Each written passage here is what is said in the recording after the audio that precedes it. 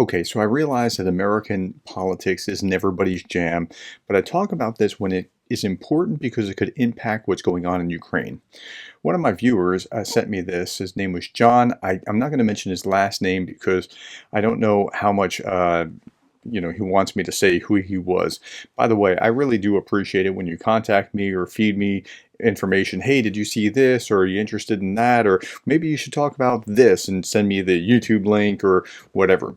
I appreciate that. Okay, so House GOP ends the day in state of uncertainty as 8 candidates vie for the gavel. He sent me this a day or two ago, and then what we just saw this morning is that Mike Johnson emerged as the speaker nominee. He was this guy here. Okay, so is that good, bad, or ugly? Let's talk about Mike Johnson for just a little bit, and so that you can understand who he is, and then we'll talk about where he is relative to Ukraine, because that's what we're interested in. What to know about House GOP Speaker candidate Mike Johnson. Catch up quick. Johnson was previously defeated on the internal ballot by the House Majority Whip Tom Emmer. But then Tom Emmer withdrew his candidacy later on that day, just hours after winning the role. Johnson then emerged from a fresh round of voting. What he's saying in a letter to his colleague over the weekend, Johnson said it's the duty of the House Republicans to chart a new path and that he has a clear vision and plan for how to lead. This was in a letter that he put here. And I thought from the first line, oh, great. And then there was no other mention. So his first line says, second line, we're facing together one of the most faithful moments in our nation's history. Second line, as Israel is viciously attacked, Russia, China, and our other adversaries are becoming more emboldened. Okay, I was thinking great. And then he goes on to national debt and other issues, and he starts talking about other things, but there was no mention of anything else about Ukraine or anything along those lines. So that made me a little bit nervous. And then when I was reading more about him, Johnson is known to be a Trump ally, was a staunch supporter of the former president during the impeachment hearings.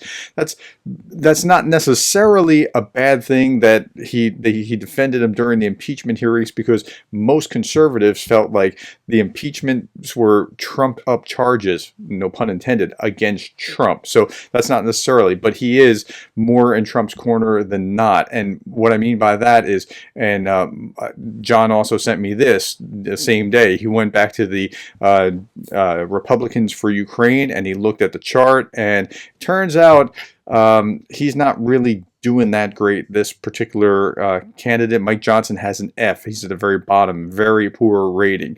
And there were 3 that had an F and 5 that had an A or B rating. And unfortunately, we got the guy with an F.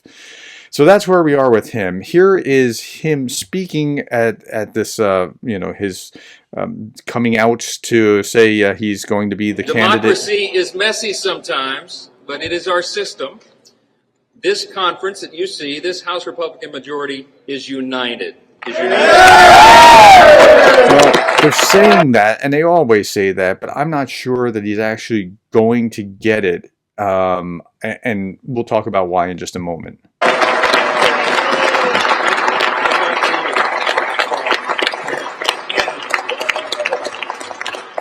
I'm honored to have the support of my colleagues, and what they understand about this is servant leadership. We're going to serve the people of this country. This group here is ready to govern, and we're going to govern well. We're going to do what's right by the people. And I believe the people are going to reward that next year. But we have a lot of big priorities ahead of us right now. The world is on fire. We stand with our ally, Israel. Okay, that's good, but he mentions nothing about Ukraine after he talks about that. And so, again, okay, let's go on to the Kyiv Independent. Trump ally, Ukraine skeptic Mike Johnson moves closer to the speakership, and they didn't say anything that I didn't say here. F on the report card. He did vote against a $40 billion package to Ukraine and said we should not be sending another $40 billion abroad when our border's in chaos and blah, blah, blah, right? Okay, now in contrast, Mitch McConnell is actually working very closely with Biden, trying to actually get this passed. Joe Biden and Mitch McConnell both, and Mitch McConnell is the minority leader in the Senate. He's a ranking Republican member in the United States Senate. There's two houses. There's the House of Representatives and the Senate. And so that's great that McConnell's where he is and his position. And I'm scrolling down to just show a little bit of what he said. It's great that McConnell's saying that, but unless you have the House, you can't pass the legislation. So it could be still problematic. But here's McConnell saying, but McConnell defended the combination of the aid packages on Face the Nation Sunday, saying it misses the point to argue that assistance for Ukraine is not helpful to the United States. Now here's a quote. Quote, Ukrainians are destroying the army of one of our biggest rivals. I have a hard time finding anything wrong with that, unquote. He said, later adding, quote, the main point I'm trying to make here is that you can't just take out part of this. It's an overall effort by the Chinese, the Russians, the Iranians to go after the free world. McConnell gets it. McConnell understands what's going on here, and unfortunately, you can't just do it alone. So, again, we're back to this. If Representative Johnson is elected as Speaker of the House, now we have a whole different problem set because the priorities in the House of Representatives are set by the Speaker of the House. Now, the question, and that means that do you even bring up Ukraine aid, or do you fight against decoupling the Ukrainian package that was the 106 that Biden was proposing, that 60 of that would go to Ukraine for a long-term kind of defense, and a portion to Israel and a portion to the border wall. And by the way, adding the border wall issue and Ukraine aid and Israel is very smart in the sense that if you can put that all together, everybody's getting something.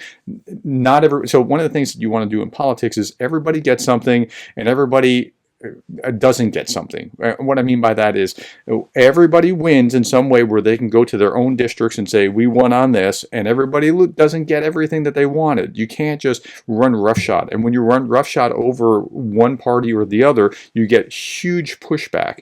So think about Obamacare. When Obamacare happened, when that happened, as a Republican, I was like, what's going on? Well, the Democrats ran right over all Republicans. There was no working together with Republicans on that. Obviously, Republicans don't like the way that was working, and so it got huge pushback, and it was undone in the next term when their guy came to office and they had the power to undo it. So to the degree that you can work together, you have something that has greater longevity. Everybody wins some, everyone loses a little bit. So that's the idea, what they should be pushing toward. But I don't know that Mike Johnson is going to be the kind of character that's going to be working together in the same way that Senator McConnell was trying to work together. Okay, so what does this mean for Ukraine? Well, it doesn't look good, but I don't know that Mike Johnson will actually get elected. Again, 8 Republicans can stop it. And it's not just that you need 8 that are, all in on Ukraine to stop it. They could stop it for any reason. They don't like the guy personally. For example, he voted for this and didn't vote for my priority on that, for example. It could be any number of reasons, and the majority is so slim. It's not even 8. 8 were the ones that did it. I think he can't lose more than 4 Republicans if all the Dems vote against him. So I think it's such a slim probability. They're excited right now, but I wouldn't hold my breath if I don't know who they can find that could be a candidate that everybody likes. I think it has to be a more dark horse candidate. What I mean by that is, in the Republican Party, you have you had Steve Scalise, and people kind of knew who Steve Scalise was.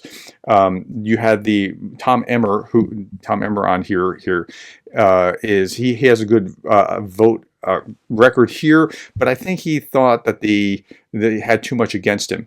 But he's the majority leader. And then you have the majority whip, and then you have, the majority leader and the majority whip, and then you have he's in the Republican leadership, but because he's in Republican leadership, he's too well known. What you need is someone who's a dark horse who is it's kind of like a U2 lyric. If you listen to the band U2, you can listen to their lyrics and kind of read whatever you want into it. You need a candidate almost like that, that people can read whatever they like into it, so that there's enough there that they not to vote against, that they can let him through. And I don't think, and I could be wrong, I don't think this guy is that guy. I could be wrong. He could win. I'm just telling you what I think will be necessary. I don't know how to unclog this mess, because the majority is so slim and the Republican Party is really fractured into two different disparate wings. One that is old school conservatives like myself that are saying, yeah, this is a problem. You have to show the world that you're still here, and you're not going to take this from Russia. You're going to punch back here. You're going to punch back there as necessary. And then you have the isolationist camp that's saying, well, why should we do that? Now, most conservatives are still, even if they're in the isolationist camp, still with Israel, because historically we have been with Israel. Israel has been our ally. It's the only real democracy right there in that neighborhood. And so there's more support for Israel. So anytime you compare Israel and Ukraine, it's probably a good thing for Ukraine. Okay, that's my analysis. I'm sorry that I rambled that long. I didn't mean to. I meant to just go a couple of minutes, but I wanted you to understand what's going on in the broader context. Leave your questions or comments below. Thank you for your time, the likes, the shares, the subscribes, and the coffees, and thank you for being the kind of person that cares about Ukraine. I'll keep you updated as this story unfolds.